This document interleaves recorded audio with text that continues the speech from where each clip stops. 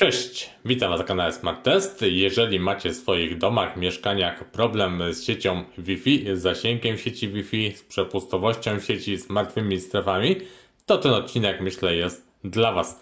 Jak widzicie, trafił do mnie zestaw Wi-Fi marki D-Link. Jest to AX3200 Mesh System M32. Zestaw, który tak naprawdę rozwiązuje wszystkie problemy, jeżeli chodzi o zasięg i też wydajność sieci Wi-Fi, zarówno w mniejszych, jak też większych domach, mieszkaniach. Tak więc zapraszam do krótkiej recenzji. No i teraz zobaczcie, tak wygląda już cały zestaw po wypakowaniu, czyli mamy tutaj dwa nasze routery. Oczywiście dla każdego routera jest oddzielny zasilacz. Mamy krótki przewód LAN, na przykład do konfiguracji tych urządzeń, jeżeli byśmy chcieli to robić za pomocą komputera. Instrukcja obsługi i takie gumeczki, stopki do tych routerów, to Wam za chwileczkę już pokażę. I to jest cała zawartość zestawu. Teraz przyglądnijmy się samym urządzeniom. Oczywiście konstrukcja plastikowa, natomiast zauważcie, że nie ma tutaj żadnych wystających anten, żadnych wystających elementów, dzięki czemu bardzo dobrze się te routery prezentują. Możemy je z powodzeniem postawić na każdej szafce i myślę, że świetnie wkomponują się w otoczenie, więc to jest na pewno duży plus, atut tych urządzeń. Jeżeli chodzi o jakieś tutaj elementy konstrukcyjne, od góry mamy tutaj taki lekko niebieskawy kolor, po środku jest dioda LED, która będzie nas informowała o pracy tego urządzenia. Dużo otworów wentylacyjnych od góry, takie same otwory mamy tutaj też od spodu. W tym miejscu właśnie mamy miejsce do zamontowania tych stopek. Nie wiem, dlaczego to nie jest od razu fabrycznie zamontowane, no ale okej, tak to producent sobie wymyślił. Pod spodem kod QR do konfiguracji takiego routera za pomocą aplikacji mobilnej, to sobie też za chwileczkę zobaczymy. Oczywiście wszystkie dane dostępowe do sieci Wi-Fi, te wstępne pierwszej konfiguracji. I teraz tylny panel, również tutaj dużo otworów wentylacyjnych. Złącza jeden port internetowy WAN oraz dwa porty LAN. Wszystkie porty gigabitowe, jak pamiętacie. Mogło być tutaj nieco więcej tych portów według mnie, no ale też to urządzenie ma nam przede wszystkim zapewnić szybką sieć Wi-Fi. Przycisk WPS, przycisk Reset, wejście zasilania i główny włącznik Power. I to jest wszystko, jeżeli chodzi o konstrukcję. Drugi z routerów jest oczywiście identyczny. Zanim sobie przejdziemy teraz do podłączenia tych routerów, to jeszcze pokażę Wam takie najważniejsze cechy i parametry techniczne, tak żebyście mogli w pełni poznać ich możliwości. Jesteśmy teraz na stronie marki D-Link i tutaj po prawej stronie macie najważniejsze cechy, jeżeli chodzi o ten router. Natomiast żeby nieco lepiej je zrozumieć, to może posłużymy się tymi slajdami, które nam producent przygotował. No i to, co najważniejsze tak naprawdę odnośnie tego routera, to jest możliwość stworzenia jednej sieci mesh Wi-Fi 6 generacji w całym domu, dodatkowo ze wsparciem algorytmu sztucznej inteligencji. Co nam to daje? Przede wszystkim szybki, wydajny internet, bez martwych stref, bez zakłóceń i z bardzo dużą przepustowością. Natomiast sztuczna inteligencja cały czas dba o to, aby nasze połączenie z routerem było jak najbardziej zoptymalizowane i oferowało jak najlepsze prędkości. Jeżeli chodzi o Wi-Fi 6 generacji, to jak widzicie możemy podłączyć nawet 128 urządzeń. Jest to szybka sieć, więc świetnie nadaje się do strumieniowania 4K, do gier VR, do rozmów wideo itd. Mamy tutaj oczywiście kontrolę rodzicielską, mamy też wszystkie standardy takie jak MU-MIMO, jak tutaj OFDMA itd. Jest też zabezpieczenie WPA3, jeżeli chodzi o bezpieczeństwo sieci. Łatwa konfiguracja za pomocą aplikacji mobilnej, którą Wam dzisiaj pokażę. No i możemy oczywiście jeszcze rozszerzyć zasięg naszej sieci za pomocą wzmacniaczy od D-Linka. Są to wzmacniacze z serii E15, które świetnie współpracują właśnie z tymi routerami M32. Jeżeli chodzi teraz o tą naszą sieć Wi-Fi Mesh, to oczywiście nad jej działaniem czuwa ta sztuczna inteligencja, dzięki czemu mamy tutaj zawsze połączenie z najlepszym kanałem Wi-Fi w danym momencie. No i też mamy cały czas optymalizację ruchu, czyli ta sztuczna inteligencja priorytetyzuje przesyłanie najważniejszych danych i to się oczywiście przekłada na optymalne działanie i tą naszą stabilność sieci Wi-Fi. Co tu chciałem jeszcze pokazać? Oczywiście tutaj te technologie OFDMA to nie jest jakaś nowość, jeżeli chodzi o ten router, ponieważ już większość routerów obecnie sprzedawanych to posiada. Natomiast tak dla przypomnienia, oczywiście do tej pory w routerach działało to w ten sposób, że każdy pakiet, każda usługa była przesyłana osobno do poszczególnych urządzeń, dzięki czemu ta wydajność sieci była znacznie mniejsza. W przypadku technologii OFDMA, jak widzicie, wszystkie pakiety są wysyłane równocześnie, dzięki czemu ta przepustowość, szybkość sieci jest większa. Jeżeli chodzi o rozmieszczenie urządzeń, no to oczywiście im większy dom, większa, nie wiem, powierzchnia biura i tak dalej, to tych urządzeń potrzebujemy więcej. Natomiast jak widzicie, w przypadku dwóch urządzeń jest to 510 metrów, więc praktycznie wszystkie domy obsłużycie dwoma takimi urządzeniami. 3 urządzenia to tak naprawdę jakieś już duże biura, jakieś biurowce, hale, gdzie mamy tą większą powierzchnię i potrzebujemy lepszego, większego zasięgu. Aplikacja do zarządzania, no i też współpraca z systemami zarówno Alexa, jak też Google Home, więc możemy sobie to wszystko integrować. I jest też ta funkcja Target Wake Time, czyli ten TWT, automatyczne zmniejszenie zużycia baterii we wszystkich podłączonych urządzeniach mobilnych dzięki właśnie tej optymalizacji połączeń.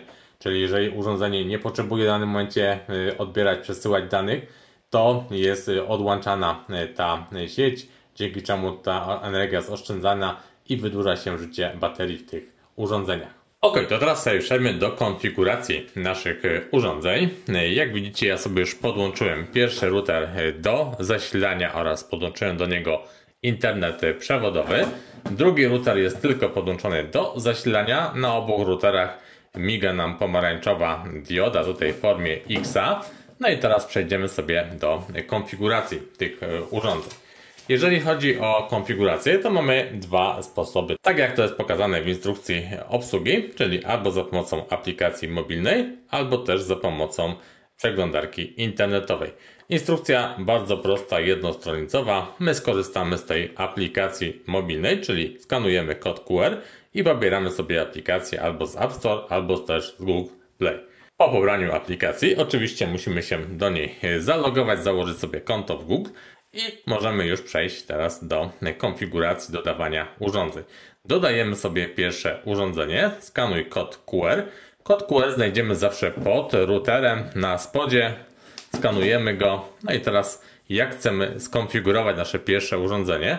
Pierwsze urządzenie ma być dla nas routerem, więc wybieramy pierwszą opcję. Tutaj oczywiście klikamy sobie dalej, to możemy wszystko bardzo szybko przeklikać. Sprawdzamy tylko, czy na pewno pomarańczowa dioda nam miga na urządzeniu. No i klikamy sobie dalej.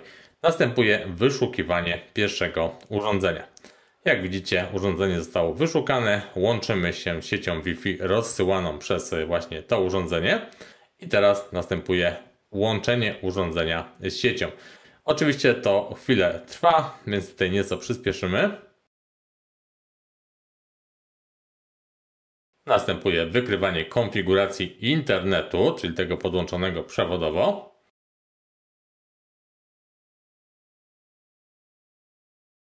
Teraz jak widzicie, mamy informację, że router rozsiewa sieć o nazwie M32DA45 z takim hasłem, jak tutaj widzicie. To hasło oczywiście jest zapisane pod routerem, później możemy to wszystko oczywiście sobie zmienić. Musimy nadać też hasło do panelu zarządzania z pozycji przeglądarki internetowej, więc sobie tutaj coś dodajmy. Niech to będzie może do 8, muszą być jeszcze cyfry, więc może 2 razy A. Zapisujemy, klikamy dalej. Możemy zmienić nazwę naszego urządzenia, na razie zostawmy sobie M32. Klikamy dalej i znowu następuje łączenie z siecią. Prawie gotowe. Teraz jak widzicie, mamy wszystkie te nasze dane, które ustawiliśmy. Możemy teraz to zapisać, potwierdzić i następuje łączenie z chmurą i konfigurowanie naszego urządzenia.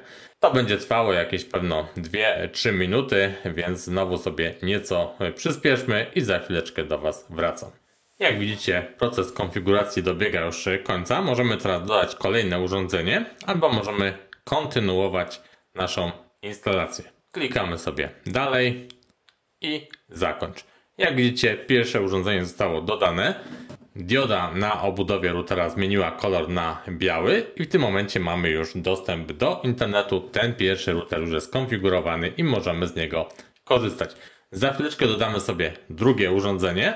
Natomiast teraz zobaczcie, jak wygląda panel do zarządzania tym routerem z pozycji przeglądarki internetowej. Jak widzicie, niestety nie ma polskiej wersji językowej, ja tutaj będę posługiwał się wersją angielską. Mamy tak naprawdę 4 zakładki. Pierwsza ta Home zakładka, w której widzimy aktualnie nasze połączenia internetowe, czyli widzimy, że router jest podłączony do internetu i widzimy też urządzenia, jakie są w tym momencie do tego naszego routera podłączone. Jeżeli oczywiście to będzie więcej urządzeń, no to ta lista będzie adekwatnie dłuższa. Widzimy też to połączenie w paśmie 2,4 czy też 5 GHz. Następnie druga zakładka to są ustawienia i tutaj możemy skorzystać z tego wizarda, który będzie nas automatycznie prowadził przez taki pierwszy wstępny proces konfiguracji routera, natomiast oczywiście możemy to wszystko zrobić ręcznie. Mamy tutaj oczywiście zakładkę internet, więc możemy sobie ustawić nasze połączenie, czy to właśnie po DHCP, czy też tutaj adres statyczny i tak dalej. Wszystkie standardy, jak widzicie, są obsługiwane. Obsługa oczywiście IPv6, VLAN, następnie ustawienia naszej sieci bezprzewodowej i tutaj to co najważniejsze, mamy tą obsługę sieci Wi-Fi Mesh, czyli mamy możliwość zbudowania właśnie tej jednej stabilnej sieci w całym domu. Oczywiście Smart Connect, no i teraz jeżeli chodzi o zarządzanie siecią Wi-Fi, to możemy tutaj sobie zmienić nazwę sieci, hasło do sieci w tym miejscu i w ustawieniach zaawansowanych możemy na przykład wybrać sobie siłę sygnału Wi-Fi czy pozycję do wyboru, jak widzicie. Jeżeli chodzi o szerokość kanału, tutaj nie możemy nic zmienić, jest tutaj tryb automatyczny 20, 40, 80 MHz i możemy sobie tworzyć jakieś tutaj harmonogramy działania tego routera. Oczywiście jest włączona domyślnie sztuczna inteligencja, czyli ta optymalizacja naszych połączeń. No i też jest Wi-Fi Protection, ochrona naszej sieci Wi-Fi też domyślnie jest włączona. Możemy oczywiście też tworzyć sobie odrębne sieci dla gości, niezależne od naszej sieci wewnętrznej. Następnie Network, czyli tutaj ustawienia naszej sieci, to możemy sobie oczywiście to wszystko ręcznie skonfigurować. D-Link Cloud, czyli chmura D-Linka, tutaj oczywiście musimy się zalogować, jeżeli chcemy z tego korzystać. Tryb Operation Mode, czyli jak to router ma pracować, czy jako właśnie router tak jak w tym momencie, czy na przykład jako extender zasięgu, tak to by wyglądało, lub też możemy go ustawić w formie mostu, więc tutaj do wyboru 3 możliwości w zależności od tego, jak będziecie z tego routera chcieli korzystać. Kolejna zakładka to są Futures i tutaj mamy kontrolę rodzicielską. Kontrola rodzicielska bardzo zbudowana, możemy sobie tworzyć tutaj profile, możemy tutaj sobie zarządzać, blokować dostęp dla poszczególnych osób. Możemy sobie tworzyć filtry dla stron internetowych, dla urządzeń, możemy sobie tutaj różne limity nadawać. Tak więc myślę, że całkiem nieźle rozbudowana kontrola rodzicielska. Następnie mamy zarządzanie QoS. Tutaj również będziemy mogli zarządzać, które urządzenia mają priorytet naszej sieci, które mają mieć większą przepustowość. Jest też budowany firewall. Oczywiście mamy też możliwość przekierowywania portów. Jest też static routers, dynamic DNS. Oczywiście jest też quick VPN, więc to wszystko oczywiście jest tak jak w większości routerów. Ostatnia zakładka to jest management. Tutaj mamy ustawienia czasu, harmonogramów działania routera, mamy logi systemowe, które możemy sobie przeglądać. Zarządzanie tutaj systemem przez administratora, zmiana hasła administratora, zarządzanie tymi diodami LED na routerze. Ustawienia użytkownika, możemy sobie stworzyć nowych użytkowników, upgrade oprogramowania, no i tutaj przegląd statystyk ruchu, jaki odbywał się na naszym routerze. Tak więc to jest wszystko, jeżeli chodzi o te ustawienia z poziomu przeglądarki internetowej. Wracamy do naszej aplikacji, teraz dodajemy sobie drugie urządzenie, skanujemy kod QR spod tutaj routera. I teraz jako drugie urządzenie musimy go ustawić jako wzmacniacz sygnału, który będzie oczywiście łączył się z pierwszym routerem, tworząc nam jedną sieć o bardzo dużym zasięgu. Czyli skonfiguruj wzmacniacz urządzenia, przedłuż i oczywiście może on działać bezprzewodowo lub też przewodowo. My chcemy tutaj połączenie obu urządzeń bezprzewodowe. Zaznaczamy, klikamy dalej, przechodzimy tutaj do opcji z migającą pomarańczową diodą, klikamy dalej i wszystko wygląda dokładnie tak jak w przypadku konfiguracji pierwszego urządzenia. Sieć mamy już skonfigurowaną, czyli jak widzicie mamy nasz router podłączony do internetu. Do routera jest podłączone teraz 2 urządzenia. No i mamy też sieć rozszerzoną za pomocą naszego drugiego routera M32. Zobaczcie jak to wygląda. W tym momencie mamy właśnie tą naszą sieć mesh złożoną z 2 routerów M32. I teraz sobie przejdziemy do tego slajdu, który pokazuje nam tak naprawdę pełnię możliwości urządzeń D-Link M32 oraz tej sieci mesh, którą stworzyliśmy dzięki tym urządzeniom. Jak widzicie tutaj na tym slajdzie po lewej stronie, wszystkie urządzenia mobilne widzą jedną sieć Wi-Fi w całym domu. Ona ma nazwę M32DA45. I teraz poruszając się oczywiście pomiędzy pomieszczeniami czy też piętrami budynku, urządzenia nasze mobilne praktycznie nie zauważają, że zmieniamy sieć Wi-Fi, dzięki czemu cały czas mamy silny, stabilny sygnał bez przerw, bez tutaj jakichś zakłóceń. I teraz tutaj po prawej stronie przygotowałem dla Was tutaj dwa zrzuty ekranu z aplikacji Wi-Fi Analyzer. Aplikacja ta jest w stanie wychwycić siłę sygnału poszczególnych już urządzeń. I teraz zobaczcie, tutaj jest dla pasma 5 GHz, tutaj dla pasma 2,4 GHz. Zaczniemy sobie może od 5 GHz. Jak widzicie, to jest mój router, który stoi na piętrze. Obok mojego routera postawiłem pierwszy z routerów D-Linka. I pomiary oczywiście wykonałem w pomieszczeniu piętro niżej, które to pomieszczenie jest najdalej oddalone od routera po przeciwległej stronie budynku. I teraz jak widzicie, siła sygnału z mojego routera, który naprawdę jest wysokiej klasy, jest w tym pomieszczeniu na poziomie jakieś minus 78 dB. Co i tak w porównaniu do tutaj tego D-Linka jest bardzo dobrym wynikiem, ponieważ D-Link M32, jeżeli by działał jako osobne, pojedyncze tylko urządzenie bez sieci mesh, no to wypadałby tutaj zdecydowanie słabiej. Natomiast zauważcie, co się dzieje, kiedy stworzyliśmy sieć mesh z dwóch urządzeń. W tym momencie w pomieszczeniu, gdzie dokonywaliśmy pomiarów, siła sygnału jest na poziomie jakieś minus 48,9 dB, czyli prawie dwukrotnie większa niż w przypadku tutaj mojego klasycznego routera, dzięki czemu to pokrycie sygnałem w tych pomieszczeniach najdalej już oddalonych jest na najwyższym poziomie. Podobnie dla sieci 2,4 GHz, tutaj jak widzicie poziom sygnału z routera mojego był na poziomie minus 70 dB. D-Link wypada tutaj nieco gorzej, około minus 70, pewno 7 może decybeli. Natomiast dzięki dwóm urządzeniom i sieci mesh w tym pomieszczeniu siła sygnału jest na poziomie jakieś minus 45 dB, czyli naprawdę bardzo mocny, stabilny sygnał. Dzięki czemu, jak widzicie, mamy pełne pokrycie sygnałem w całym domu, niezależnie od tego, czy znajdujemy się na piętrze, czy też na parterze. I ta sieć ma najwyższą wydajność, czyli transfery będą takie same na parterze, jak też w okolicach routera. I tak naprawdę to jest ten największy atut, jeżeli chodzi o sieć mesh zbudowaną właśnie z dwóch urządzeń, w tym przypadku D-Link M32.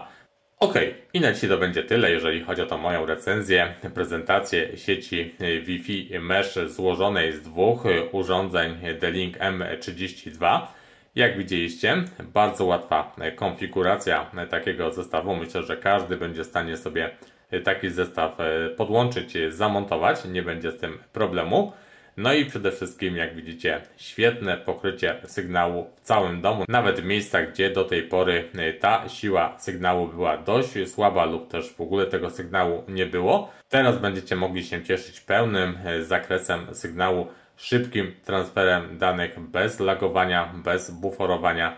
Tak więc jeżeli macie tylko problemy z zasięgiem sieci Wi-Fi w swoich domach czy też większych mieszkaniach, no to myślę, że taki zestaw może być dla Was jak najbardziej rozwiązaniem.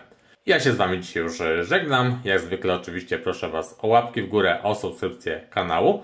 Zachęcam też do zadawania pytań w komentarzach lub też dzielenia się swoimi uwagami, spostrzeżeniami odnośnie tego urządzenia.